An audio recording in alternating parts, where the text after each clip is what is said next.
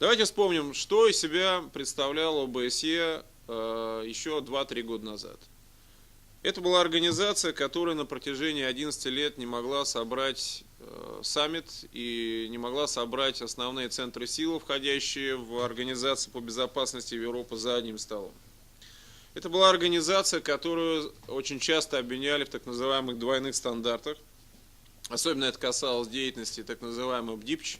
Это была организация, которая, с одной стороны, легитимировала косовский прецедент, но, с другой стороны, совершенно проигнорировала те реалии, которые были связаны с Южной Осетией и Абхазией после событий августа 2008 года. Но самое главное, что ОБСЕ постепенно выпадала из контекста тех новых рисков и вызовов, которые объективно сформировались в международной политике за последние несколько лет. Достаточно назвать Нагорно-Карабахский конфликт. 16 лет Минская группа участвовала в урегулировании этого затянувшегося конфликта.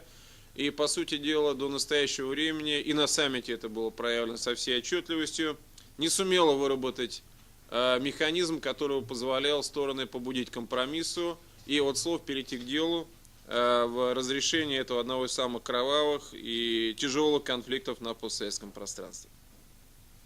Организация фактически не реагировала на появление новых вызовов. Это социальная безопасность, это безопасность экономическая, это информационная безопасность. Можно ли сказать, что за год председательства эти системные изъяны были преодолены? Я полагаю, что в определенной степени на этот вопрос можно дать утвердительный ответ. Мне кажется, что можно выделить две главных составляющих успеха казахстанского председательства. И главное из них – это сам президент. Потому что если бы не был во главе Казахстана Нурсултан Назарбаев, я думаю, все это прекрасно сидящие в этом зале понимают, не было бы и саммита в Астане, и не было бы возможно и председательства Казахстана, которое во многом было достигнуто благодаря личному авторитету и признанию заслуг президента Казахстана в международном сообществе. С другой стороны, я должен сделать определенный и реверанс в сторону казахстанского МИДа, потому что удалось достичь формирования многоплановой и системной повестки дня на всех уровнях работы казахстанского председательства. Причем был сделан упор на как раз тех самых новых рисках и вызовов, с которыми сталкивается современный мир в начале 21 столетия. И если мы внимательно посмотрим выступление Назарбаева на саммите, то мы увидим, что первые акценты, которые были расставлены, это акценты по проблемам экономической безопасности.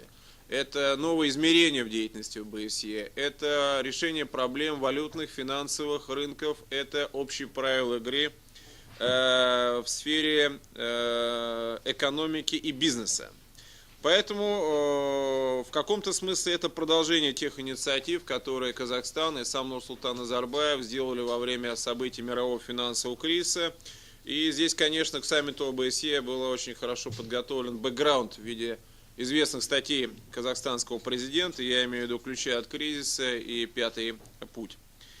Действительно, я соглашусь с тем, что предложение Назарбаева о расширении измерения ОБСЕ – это скорее необходимость, к которой организация так или иначе придет в ближайшие годы.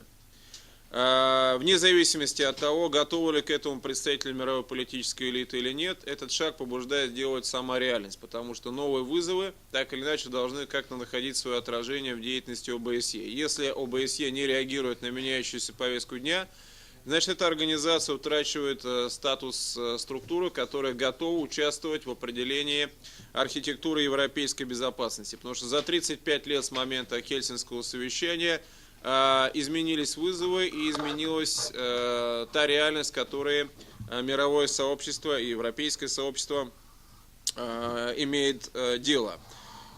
Отсюда и новые инструменты противодействия. Казахстан предлагал неоднократно за год председательства формирования новых институтов ОБСЕ. Уже некоторые российские эксперты поспешили поддержать эту инициативу, в частности Юрий Солозубов.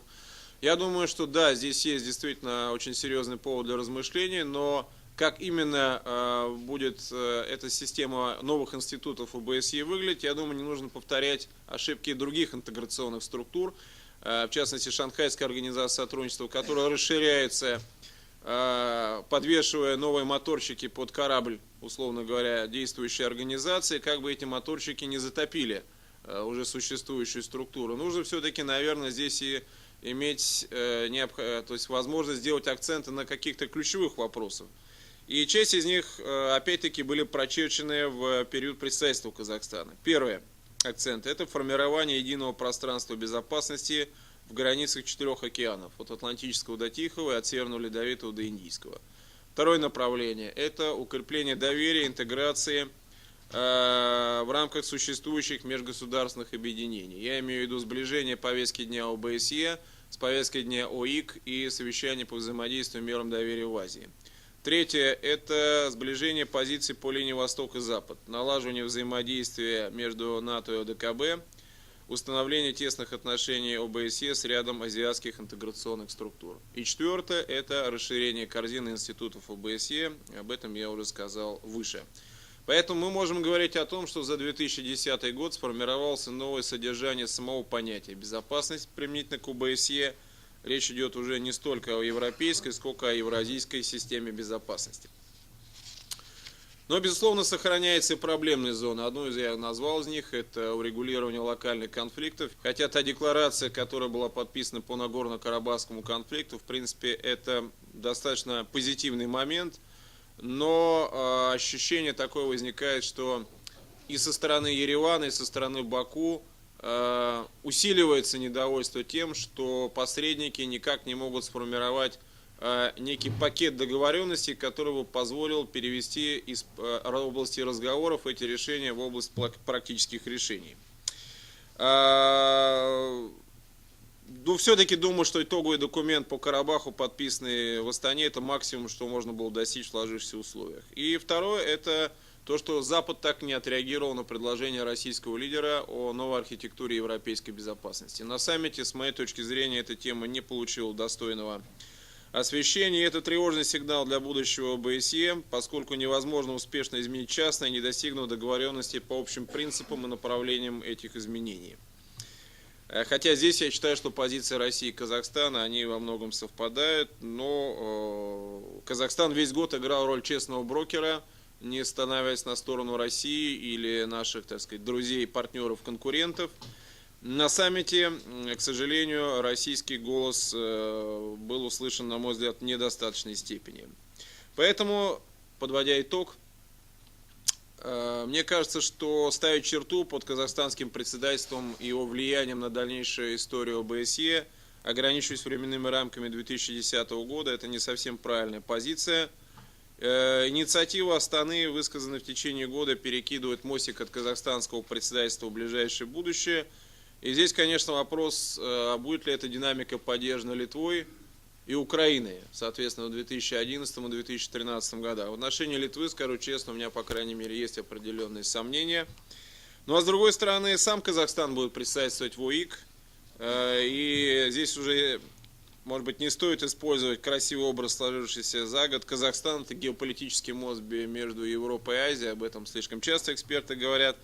Но это действительно так, поскольку политическая жизнь продолжается, и несмотря на все разговоры о крахе или в более мягкой форме о системном кризисе ОБСЕ, по-прежнему эта организация остается одной из немногих дискуссионных и переговорных площадок, на которой могут встречаться 56 государств, входящих в ОБСЕ. И я думаю, что не стоит выставлять оценку казахстанскому представительству, эту оценку выставит сама жизнь. И во многом она зависит от того, насколько же все-таки разговоры о перезагрузке в системе международных отношений перестанут быть только красивой медийной фразой и, наконец, станут реальностью. Ну, а Казахстан сделал все, на мой взгляд, в течение 2010 года для того, чтобы эту задачу все-таки воплотить в жизнь.